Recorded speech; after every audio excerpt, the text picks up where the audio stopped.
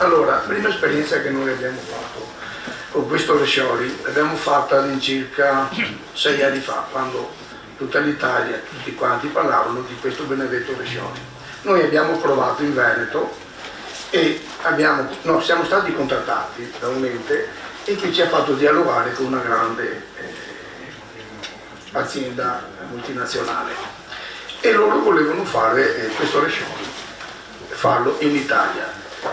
Adesso vi do alcuni dati. Dunque siamo andati all'incirca 7-8 volte, abbiamo incontrato tutti quanti i responsabili di questa multinazionale e siamo arrivati al punto concreto, perché noi magari artigiani siamo più concreti che non politici, di va bene, proviamo a vedere cosa succede. Voi dateci dei capi, loro volevano che noi facessimo dei capi completi, acquistando il prodotto, acquistandolo ci davano degli indirizzi, facendo il prodotto e dopo venderlo, anche lì condizioni capestri per vendere il prodotto. Comunque il risultato è stato questo: loro ci hanno dato dei capi, noi li abbiamo fatti, li abbiamo valutati e siamo scesi al punto finale di dire cosa ci davano loro e cosa costava il capo a noi.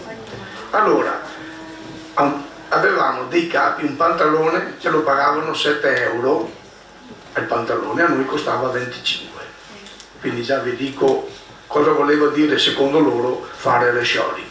Allora, come è stato detto prima, che tra l'altro hanno toccato tutti gli argomenti che noi stiamo toccando sia a livello regionale che nazionale, condividiamo tutto perché sono gli argomenti che noi portiamo avanti. Allora noi a questo punto abbiamo detto non possiamo assolutamente, come facciamo a starci dentro, e come al solito qualcuno dice evidentemente non avete voglia di lavorare, non avete voglia di mettervi nel mercato, voi artigiani controterzisti non avete voglia di fare qualcosa di conto proprio vostro. Quindi noi ci siamo alzati, abbiamo lasciato tutto. Cosa succede adesso? Adesso non cambia molto, abbiamo sempre il stesso problema, il riconoscimento del nostro valore. Il nostro valore non viene riconosciuto. Noi stiamo lavorando anche a livello nazionale sull'osservatorio, prima si diceva, la collega prima diceva dell'osservatorio, lo stiamo facendo anche noi, tutti i punti che avete toccato voi li stiamo toccando anche noi. Evidentemente bisogna fare anche squadra tutti assieme, perché se andiamo solo noi magari non riusciamo a avere un risultato, se andiamo tutti assieme al Ministero e far valere qual è il nostro, cosa vogliamo far valere noi in questo tavolo, qual è il costo, che tra l'altro si sa benissimo, del dipendente, non il costo dell'azienda, ma del costo del dipendente è fondamentale in questi contratti, perché se un dipendente mio minimo, che è un contratto nazionale, mi costa 16 euro, tu non puoi darmi un valore di 10 euro all'ora di un capo che io ti finisco. Questo vuol dire che evidentemente frequenti o ti fai fare la merce da chi non rispetta le regole. E quel danno non è dato solamente a noi che lasciamo a casa i dipendenti, chiudiamo le nostre fabbriche, ma è dato tutto al sistema, perché se questi non pagano tasse, se questi non pagano contributi, tutte queste spese vanno a carico nostro. Io prima ho sentito, ma non è una critica, me lo sono scritto, i cinesi sono propensi al manifatturiero. Anche i nostri dipendenti sarebbero propensi al manifatturiero se noi non paghiamo le tasse, paghiamo più loro, non paghiamo i contributi, non paghiamo niente. Tutti saremmo propensi al lavoro.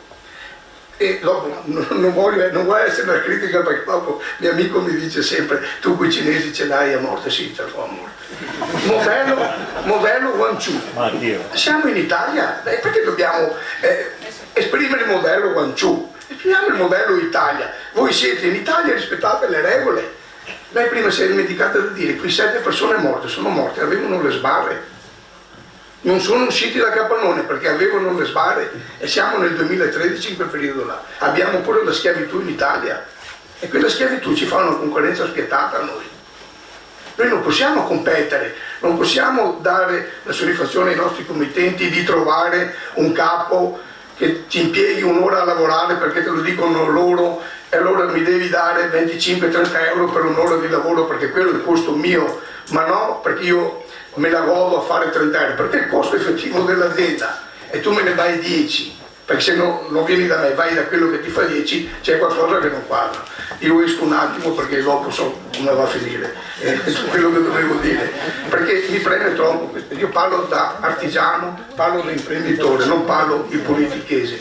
Noi viviamo queste situazioni, non riusciamo a venirne fuori perché i controlli ci sono benissimo, ma è inutile che dopo 2 giorni la merce venga restituita.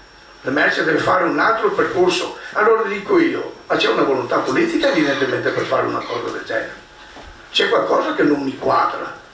Perché se noi troviamo, se loro a Prato trovano quelle condizioni in Capannoni, se io ho un estintore che invece di essere 1 metro è a 90 centimetri, mi mettono una multa con una sanzione. Perché questi invece, io sono andato a visitarne 3 laboratori nostri sotto forme un po' particolari. Ragazzi, quello che ho visto a Prato lo vedo qua anche noi, a Treviso tranquillamente, e questi continuano a lavorare. Questi continuano a lavorare in quel sistema e continuano a portarci via il lavoro. Non è vero che il lavoro non ce n'è, ma viene dato a queste persone. Allora, scusate il mio sfogo adesso, vi leggo quali sono le nostre proposte, che è meglio che le lega.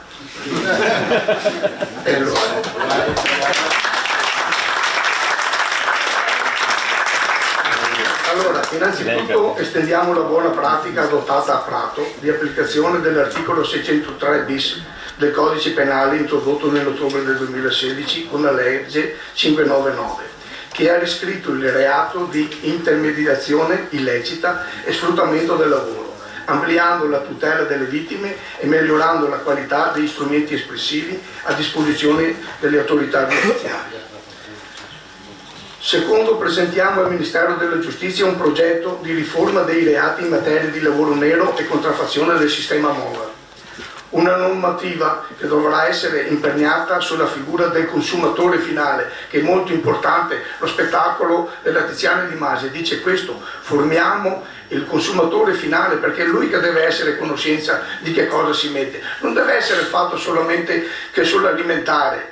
Va bene nell'alimentare, ma dobbiamo portarlo anche nel nostro settore, perché come si mangia qualcosa che non va bene, si indossa qualcosa che può farmi male. Quindi molta sensibilità in questo campo.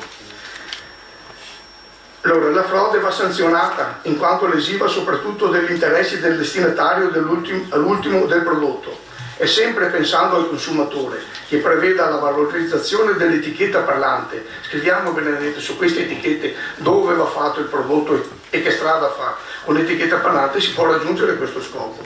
Comprensibile e trasparente, che faccia realmente comprendere cosa c'è dietro il prodotto e quale sia il suo valore riguardo i principi etici e sociali.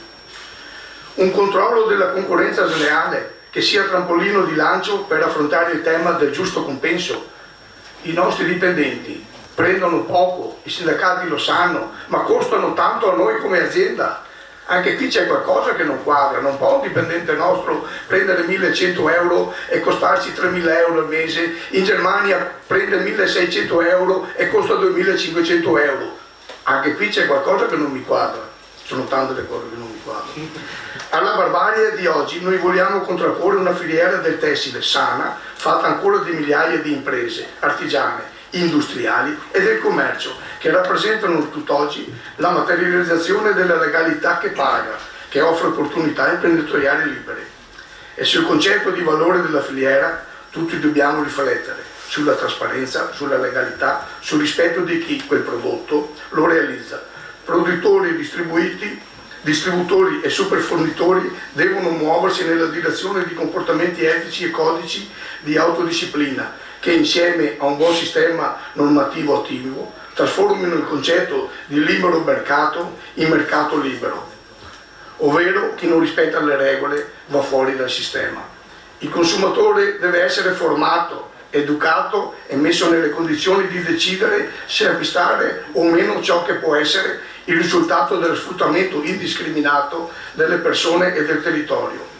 Esperienze come il progetto Quid che abbiamo appena ascoltato devono essere valorizzate e prese ad esempio. Il mio sogno è arrivare ad avere un'Italia, una serie di filiere etiche che si distinguono per la lotta allo sfruttamento dei lavoratori, ma anche dei produttori che dai grandi committenti vengono strozzati con imposizioni di prezzi troppo bassi per portare avanti il proprio lavoro nel rispetto delle leggi. Se prendesse piede questo sistema sono certo favorirebbe tutti e darebbe l'opportunità di produrre in maniera sostenibile, nel pieno rispetto della legge, nei diritti dei lavoratori e dei consumatori. Grazie. Grazie.